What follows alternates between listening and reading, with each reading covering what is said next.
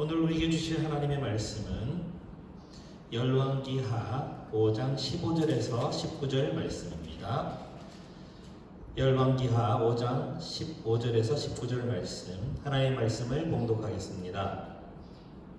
나아만이 모든 군대와 함께 하나님의 사람에게로 돌아와서 그의 앞에 서서 이르되, 내가 이제 이스라엘 외에는 온천하에 신이 없는 줄을 아나이다. 청하건대 당신의 종에게서 예물을 받으소서 하니, 이르되 내가 섬기는 여호와께서 살아계심을 두고 맹세하노니 내가 그 앞에서 받지 아니하리라 하였더라. 나아만이 받으라고 강권하되 그가 거절하니라. 나아만이 이르되, 그러면 청하건대 노새 2마리의 흙을 당신의 종에게 주소서. 이제부터는 종이 번제물과 다른 희생제사를 여호와 외에 다른 신에게는 드리지 아니하고 다만 여호와께 드리겠나이다. 오직 한 가지 일이 있사오니 여호와께서 당신의 종을 용서하기를 원하나이다. 곧 내 주인께서 림몬의 신당에 들어가 거기서 경배하며 그가 내 손을 의지하심에 내가 림몬의 신당에서 몸을 굽히오니, 내가 림몬의 신당에서 몸을 굽힐 때에 여호와께서 이 일에 대하여 당신의 종을 용서하시기를 원하나이다 하니, 엘리사가 이르되 너는 평안히 가라 하니라. 그가 엘리사를 떠나 조금 가니라. 아멘. 사랑하는 드림교회 중고등부 학생 여러분, 이 온라인으로 드리는 예배가 끝날 것으로 생각했는데 끝나지 못하고 계속 여러분들을 이렇게 영상으로만 뵙게 됩니다. 여러분들 하루빨리 얼굴과 얼굴을 뵙기를 소망합니다. 오늘 본문의 말씀을 보도록 하겠습니다. 하나님께서 엘리야에게 갑절의 은혜를 주시고 많은 기적을 베풀어 주실 것입니다. 이 기적은 엘리사가 한 일이 아니라 엘리사에게 하나님의 능력이 임함으로 하신 것이기 때문에 엄밀히 말하면 하나님께서 직접 하신 겁니다. 그런데 하나님이 하시는 그 일에 엘리사가 등장하는 것으로 이해하셔야 됩니다. 여러분, 엘리사의 이름은 높아지는 것을 주의하시기 바랍니다. 그런데 하나님께서 엘리사를 통해서 하신 일들을 제가 짧게 말씀드리겠습니다. 저번 주에 기름 그릇에 기름이 떨어지지 않고 계속 차서 그것을 팔아서 과부와 두 아들이 살아났던 그 생계를 꾸려나갔던 장면을 여러분 기억하실 겁니다. 그런데 오늘은 여러 가지 기적을 제가 말씀드릴 것입니다. 4장에는 수넴 여인을 만나서 그 수넴 여인이 자녀를 낳게 되고, 오랫동안 수태하지 못했던 여인이 자녀를 낳게 되고, 그 자녀가 자라서 나쁜 병에 걸려서 죽게 되는데 그 죽었던 그 아이를 살리십니다. 엘리사를 통해 살리는 장면도 나옵니다. 하나님의 기적이죠. 하나님께서 죽은 자를 살리는 권한이 있으시니까 생명의 하나님께서 그 생명의 하나님께서 생명을 다시 주시는 장면이 나옵니다. 그리고 어떤 사람들이 흉년이 들어가지고 여러 가지 잡다한 것을 넣어서 국을 끓였는데 그 국에 독이 있어서 못 먹어요. 너무 못 먹을 국이었는데 엘리사가 어떤 가루를 딱 넣어가지고 그 솥에 넣어가지고 그 가루의 능력이 아니라 하나님 능력이죠. 그걸로 인해서 그 국을 먹게 돼서 기근을 면하게 된 장면. 그리고 예상치 못한 곳에서 음식이 와서 엘리사와 함께 했던 수많은 사람들이 먹고 배불리 먹었던 장면이 나옵니다. 그리고 오늘 본문에 나오는 나아만 장군이 고침을 받았던 기적이 있습니다. 엘리사가 가는 곳마다 기적이 있었습니다. 엘리사는 기적의 사람이었습니다. 하나님과 함께 했기 때문에 그런 기적이 일어났습니다. 오늘 본문에 나오는 나아만 장군은 어떤 사람이냐? 성경에 기록되어 있기로는 존귀한 사람, 크고 존귀한 사람이라. 장군이라 하면 여러분 전공을 세우고 많은 사람들이 신망을 얻어야 되는 사람입니다. 아마 아람 나라의 나아만 장군이 가장 신망이 높은 장군 중에 하나였을 것입니다. 그런데 그 장군, 정말 남부러울 것 없었던 이 나아만 장군이 문제가 생겼습니다. 어떤 문제냐? 나병이 걸린 겁니다. 지금의 나병과 그때 나병, 그러니까 한센병이죠. 어떤 사람은 같다고 보기도 하고 어떤 사람은 다르다고 보기는 하는데 쉽게 얘기하면 피부병입니다. 근데 그 피부병이 지금은 피부병을 쉽게 고칠 수 있는 병들이 참 많아요. 굉장히 많은 피부병을 뭐 연고를 바른다든지 약을 먹어서 고칠 수 있지만 예전에는 종기 하나 나는 것 때문에 죽기도 했습니다. 여러분 종기 때문에 죽었던 임금들도 있어요. 별거 아닌 종기. 지금은 종기는 우리 항생제 하나 먹으면 낫죠? 옛날엔 그렇지 않았습니다. 종기 때문에 죽었던 사람들이 있고 아주 지금은 별것 아니게 여겼던 그런 작은 피부 질환으로도 죽을 수 있었습니다. 나만 장군도 그런 피부병에 걸렸습니다. 근데 성경은 그 피부병을 나병으로 이렇게 수렴하는 경향이 있어요. 그래서 나병 환자였더라 얘기합니다. 지금 생각하면 별것 아닌 병이지만 옛날에는 심각한 병일 수도 있었죠. 그 병에 걸렸습니다. 근데 이 병 때문에 굉장히 많은 고통을 겪고 있었겠죠. 그런데 그런 고민 중에 있었던 나만 장군에게 자기 부인, 나만 장군 부인의 종이죠. 종이 와서 얘기합니다. 저기 도단성, 이스라엘 도단성에 아주 유명한 선지자가 있습니다. 하나님의 선지자가 있습니다. 그 사람에게 가면 그 병이 나을 수도 있습니다. 이렇게 얘기합니다. 지푸라기라도 잡고 싶은 마음이었을 것 같습니다. 그러니까 그 요종의 말을 왜 들었는지는 알 수 없습니다. 그 요종이 신망이 있었는지 없었는지는 알 수 없습니다. 그런데 그 요종의 말을 듣고 짐을 짜서 그 도단성에 있는 선지자를 찾아갑니다. 그 선지자가 엘리사죠. 찾아가서 그 선지자를 만나려고 하는데 근데 문제는 그 선지자가 나오지 않아요. 나오지 않고 그 선지자의 종으로 되어 있는 사람이 와서 얘기합니다. 그거 되게 기분 나빴겠죠? 그런데 그 사람이 하는 말이 조금만 기다리십시오. 우리 선지자님께서 엘리사 선지자께서 오실 겁니다. 이렇게 얘기하는 게 아니라 명령을 하는 겁니다.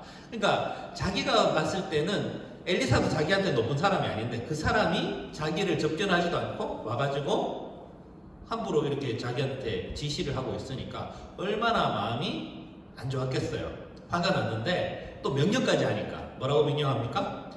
요단강 10절 말씀에 요단강가에 7번 씻으라 라고 되어 있습니다. 요단강이 어떤 강입니까? 여러분들 요단강을 가보지 못했을 거예요. 근데 저는 요단강을 가봤습니다. 근데 요단강이 깨끗한 물이 아닙니다. 예전에 한번 얘기한 적이 있죠. 세례받는 장면을 제가 봤습니다. 요단강에서 세례를 받는 장면을 봤는데 세례를 받게 되면 물속 안에 들어가야 되지 않습니까? 그래서 물속 안에 들어가게 되면 물속에 발을 한번 내디딜 때마다 밑에 하얀 부유물들이 막 뜹니다. 그러면 사람들이 여러 명이 가기만 가면 그 물은 그 밑에 부유물, 회색빛 부유물로 꽉 차게 됩니다. 물이 깨끗하지 않다는 얘기입니다. 그러니까 요단강 물은 유량도, 그러니까 물이 흐르는 양도 많지 않고 그리고 또 바닥도 깨끗지 않고 그 강이 그렇게 깨끗하게 관리되는 강이 아니었어요. 그러니까 강이 좋지 않은 강입니다. 그렇기 때문에 나만도 그걸 알았나 봐요. 아니 저런 강에 내가 씻으라고? 그것도 한 번 씻는 게 아니라 7번 씻으라고 얘기하니까 화가 났겠죠. 첫 번째 화가 먼저 났지 않습니까? 자기를 보지도 않고 내가 이래봬도 아람 나라의 굉장히 유명한 장군인데 자기를 쳐다보지도 않고 함부로 대하는 그 태도가 마음에 안 들었고 그리고 또 그 명령의 내용, 지시의 내용도 마음에 안 들었을 겁니다. 그래서 나만이 화를 내요. 화를 내고 야 가자 이렇게 얘기합니다. 내가 우리나라에 얼마나 좋은 강들 깨끗한 강이 많은데 저렇게 더러운 요단강에 씻으란 말이냐? 화가 났다 그러면서 가라 그래요. 그런데 그의 종들이 나옵니다. 한 사람이 여러 사람이 나와서 말립니다. 장군이시여, 한번 생각해 보십시오. 장군께서 이보다 더 큰 일을, 더 큰 명령을 받았다면 그것도 하시지 않겠습니까? 이게 큰 일이 아니라 작은 일 같습니다. 일단 한번 해보십시오. 이거보다 더 큰 일도 하라면 해야 되는 거 아닙니까? 지금 장군님의 상황에서는 그 말 들으니까 맞는 거예요. 더 큰 일도 하라면 할 텐데 내가 빈정상해서 기분 나쁘다는 이유로 이걸 안 할 필요가 있나? 이런 생각을 했죠.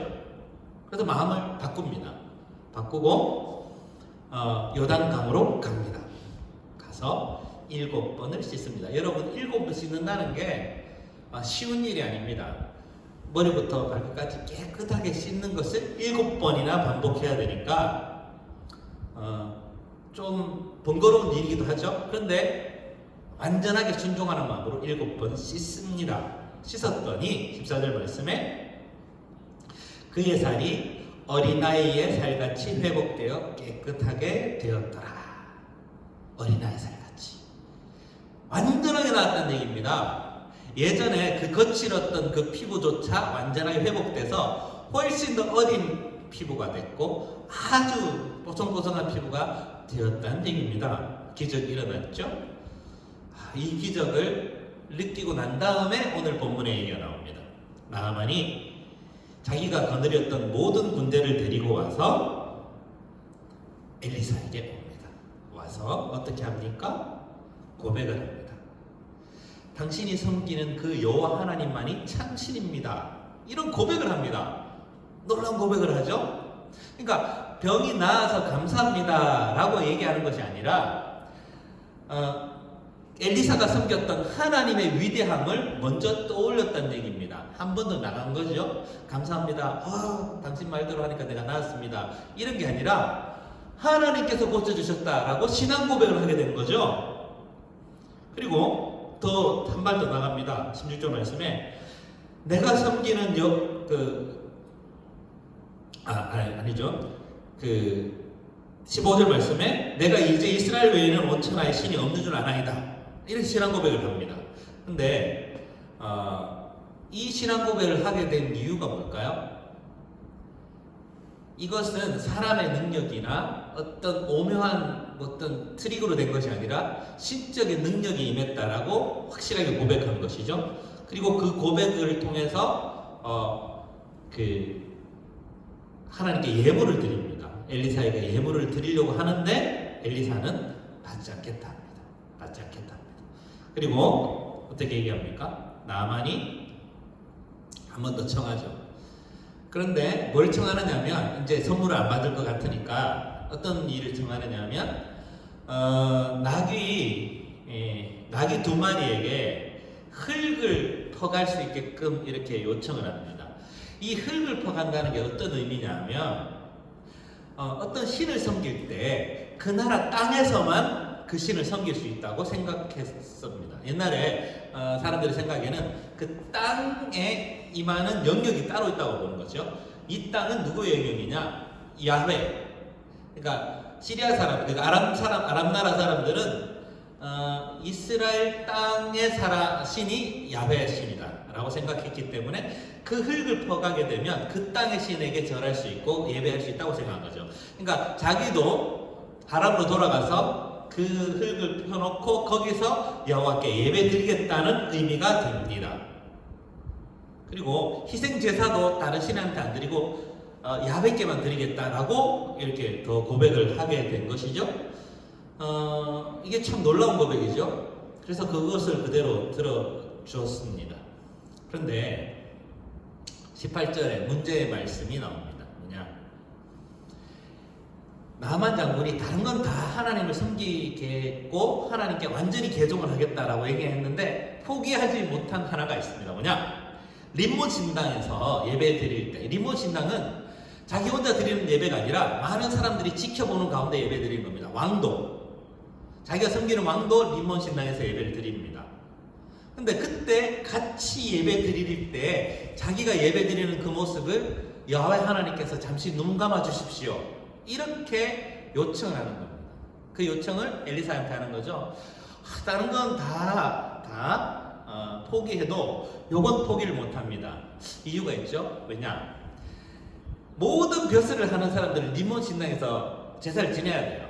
왕을 포함해서. 근데 만약에 림몬 신당에서 제사를 드리지 않고 그에게 절하지 않고 예식에 참여하지 않으면 벼슬이 없어지게 되는 겁니다.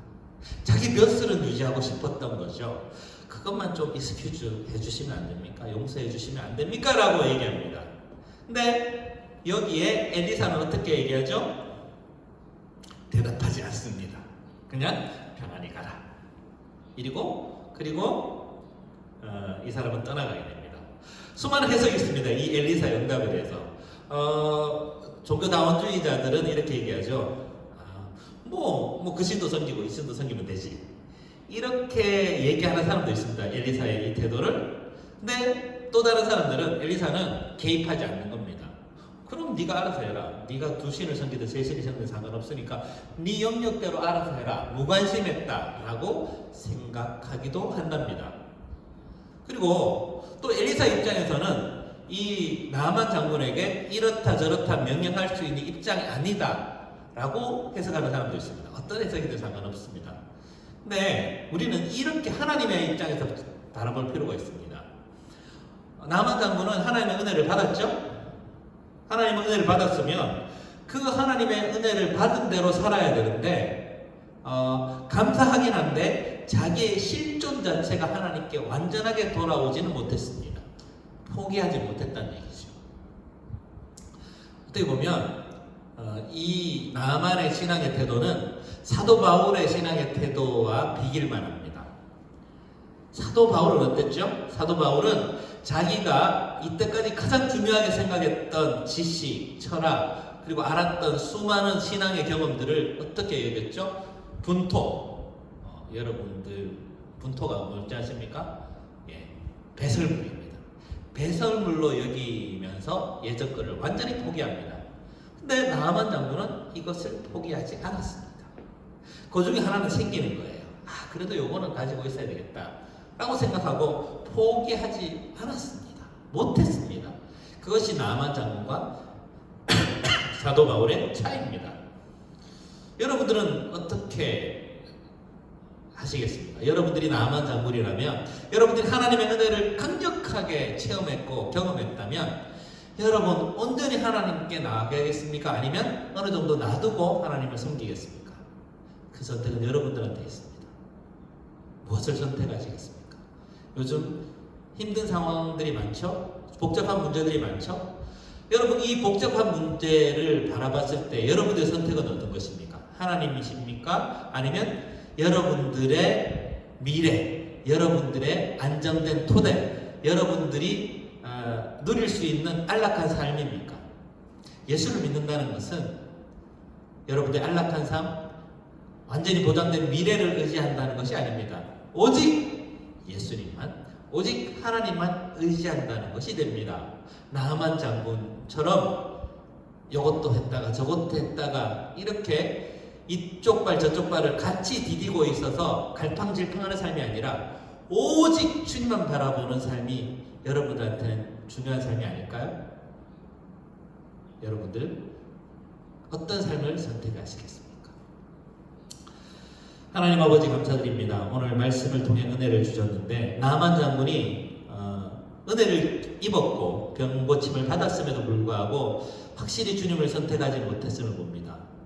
주님, 나만 장군이 선택하지 못했던 그 하나님을 우리가 완전하게 선택할 수 있도록 하여 주시고 사도 바울처럼 예전에 우리가 누릴 수 있었던 안정적인 모든 토대를 배설물과 같이 여길 수 있는 믿음의 고백을 할 수 있는 우리들도 삼아 주시옵소서. 예수님 이름으로 기도합니다. 아멘.